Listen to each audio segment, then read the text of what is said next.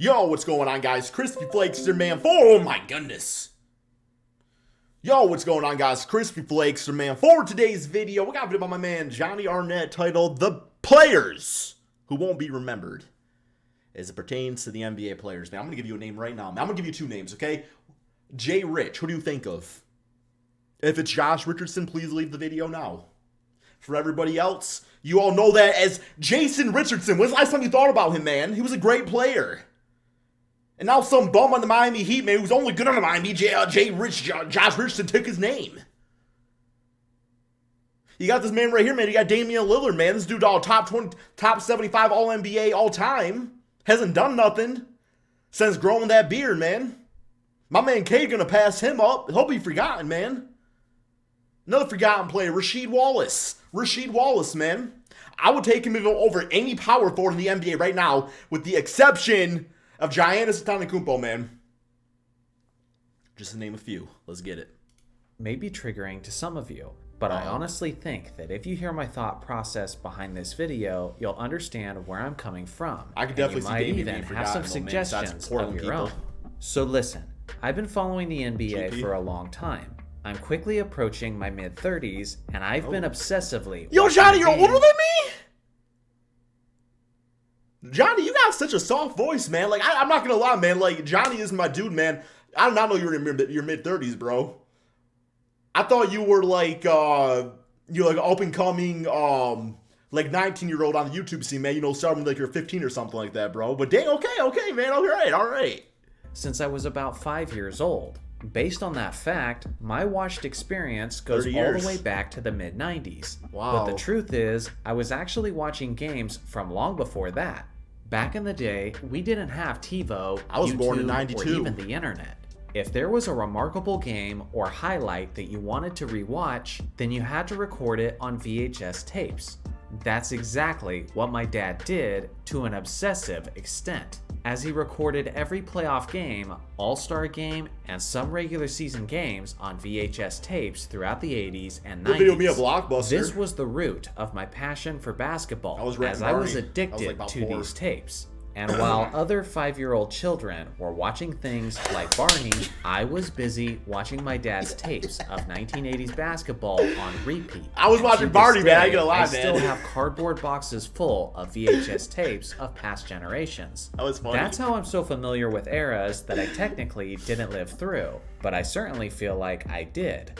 All this goes to say, I've seen a lot of NBA basketball throughout the years, and I've witnessed the narratives and perceptions change about players as time has gone on. I've seen guys be considered as top 5 players in the game, just to be forgotten and only discussed. Bigger what if than Derrick Rose, by the way. Bigger what if than Derrick Rose, by the way. Everybody said this man right here was as good as Michael Jordan, okay? I love Derrick Rose too, man, you know, but just biggest what if in NBA history right here, if anybody is wondering. Core basketball fans 20 years later. Since I've been watching the sport for so long, I think I've started to recognize the trends and players who may seem like famous superstars that everybody knows about, but decades from now, general audiences won't be talking about them as much. Obviously, you guys will remember these players since you lived to watch them. But trust me, 20 to 30 years from now, you'll be in my position, and you'll discover that general audiences don't talk about them as much as they should. So now, here's my short list of players who won't be remembered decades from now. First off, Damian Lillard. Let me first clarify. Since Lillard is an active player, he's subject to change, as he may very well join a super team, win a championship, and add accolades to his legacy in the near future. But as things currently stand, he is the perfect candidate for a player who won't be talked about decades from now. The way I see him is that he's a modern-day version of Alex English in the 1980s, who's a player that only the most hardcore basketball fans ever talk about. Obviously, these two players were at different positions. They had different builds, and they had they're gonna be somebody call this man Chris Paul 30 years from now, man. No, it's going to be Rondo, actually, man. Rondo. Different play styles. Somebody called But Dwight when it comes Howard, to the aspects that make up a legacy, they're pretty darn similar. Recently. Damian Lillard was one of the best scorers of his generation, and so was Alex English, as no player scored more total points than English in the 1980s. Both athletes were the best players for their respective small market teams for many, many years, but neither superstar ever won an NBA championship. Neither star has any MVPs or very much hardware in general. Neither player was considered as a quality defender, and both players were overshadowed by other superstars with more stacked teams. Sure, Lillard has some incredible individual performances on his resume, but so does English. So do guys like Tom Chambers and Dominique Wilkins. And again, only the most hardcore basketball fans ever talk about these guys. Now things could change. If he wins an NBA championship, then he'll certainly be immortalized, or even just a trip to the NBA Finals. Right, people got, CP3 is a top 5 of all time, and, the only reason is just because, like,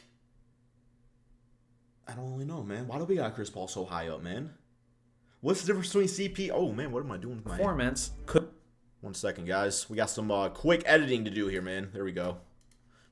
Could possibly give him the Allen Iverson treatment. Now, this doesn't apply to Blazer fans and diehard basketball fans, because you're still the minority in the grand scheme of things.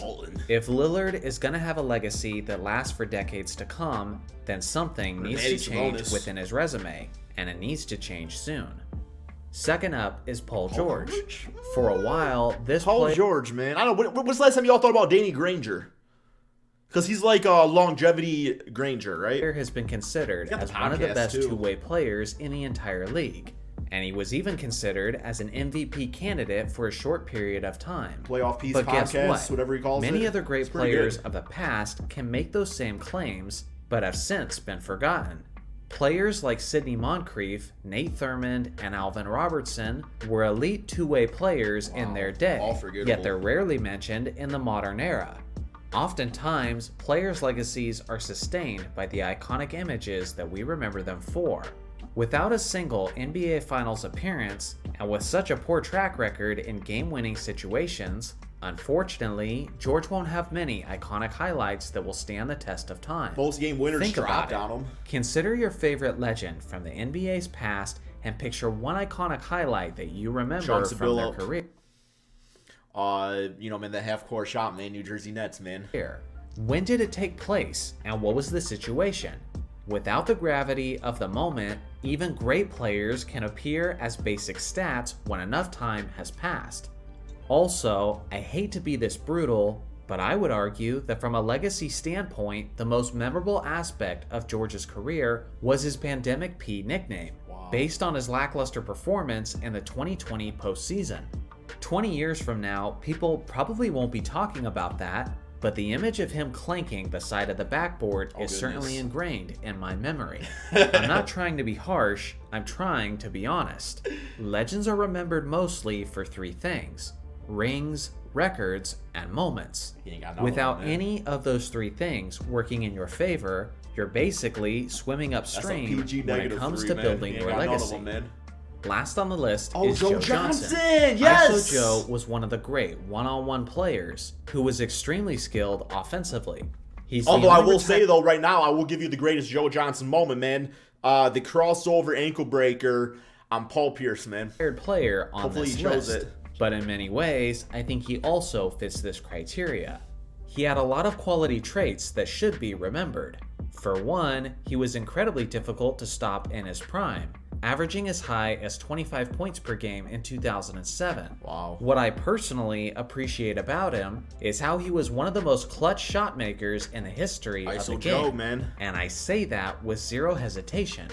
It depends on how you define a game-winning shot, but based on the most common definition, Tayshaun, he lost Tayshaun, man. In the top 5 or the top 10 spots for the most game-winning shots in NBA history. Unfortunately, I don't think this is something that general audiences will know about a couple decades from now, because ISO Joe never received much hardware, and none of his teams ever made it to the NBA Finals. Most of his greatest moments simply came in regular season games on teams that were good, but were almost never expected to win a championship. In a similar fashion to an extremely clutch player like Baron Davis, I think the appreciation of Johnson will dwindle over time, as his impact slowly starts to appear as empty stats on teams that were almost never serious contenders. So what do you guys think? Who's a star player that... I think that's a good list there, Johnny. That's all we got for this video. Thank you all so much for watching. Peace out, my friends.